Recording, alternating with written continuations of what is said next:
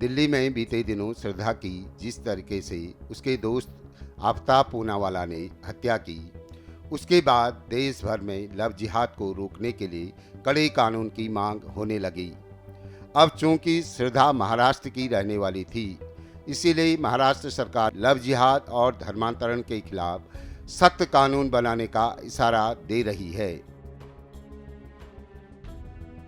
इसको लेकर जमीयत उलेमाए महाराष्ट्र के स्टेट सेक्रेटरी गुलजार आजमी ने अपनी प्रतिक्रिया देते हुए राज्य सरकार की मंशा पर सवाल उठाए हैं।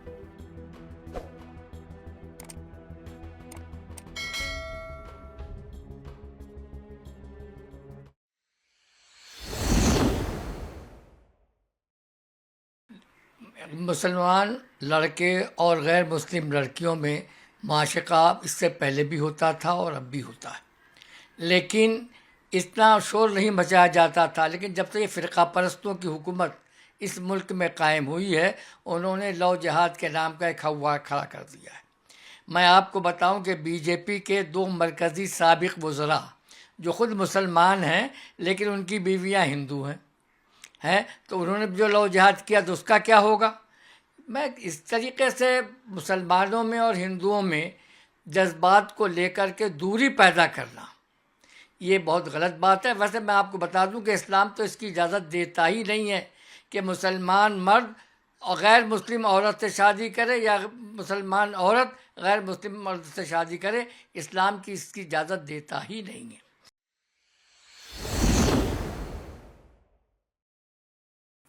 इससे पहले भी ऐसे बहुत से मामलात हुए हैं कि जिसमें आपस में नाचाती हो गई और उसके बाद इसलिए कि ये जो मोहब्बत होती है ना, तो जवानी में एक हवस होती है, असल मोहब्बत नहीं होती, खाली हवस होती है। मोहब्बत तो उस वक्त होती है जब 40 का पार कर जाता है, उस वक्त मोहब्बत पैदा होती है।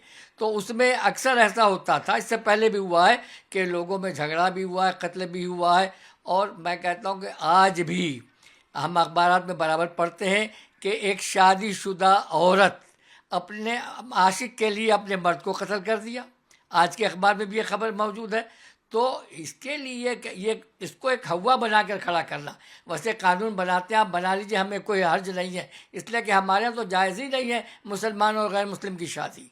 तो आप कानून बनाइए, हमें कोई एतराज़ नहीं है, लेकिन एक तरफा कानून नहीं होना चाहिए। अगर ये कानून बनेगा तो उन हिंदुओं पर भी लागू होना चाहिए जो मुसलमान लड़कियों के साथ इश्क करते हैं और उसके बाद उनको अपने पास रखते हैं, उन पर भी ये कानून लागू होना चाहिए, हमें कोई इतराज़ नहीं है।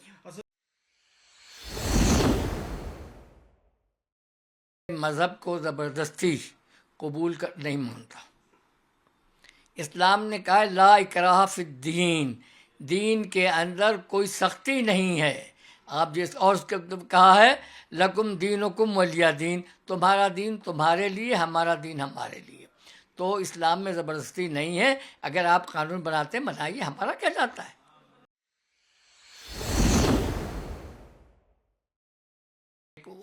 तो सिविल मैरिज कोर्ट में एक मुकदमा देखा था कि एक मुस्लिम लड़की का एक गैर मुस्लिम के साथ रजिस्ट्रार क्या निकाह वो हुआ है, मैरिज हुआ है। तो ये तो होता रहता है, इसमें क्या मतलब है, मैं नहीं समझता।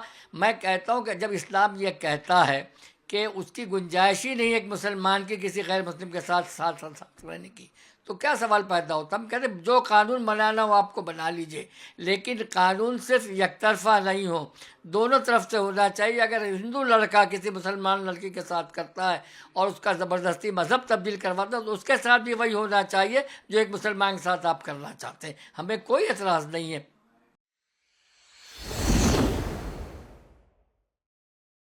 ये सिर्फ़ और सिर्फ मुसलमानों और हिंदुओं में तफरीक पैदा करना है, उनमें दुश्मनी पैदा करना है ताकि उनका वोट कायम रहे। इसलिए कि जो वादा करते हैं उसको पूरा होता नहीं।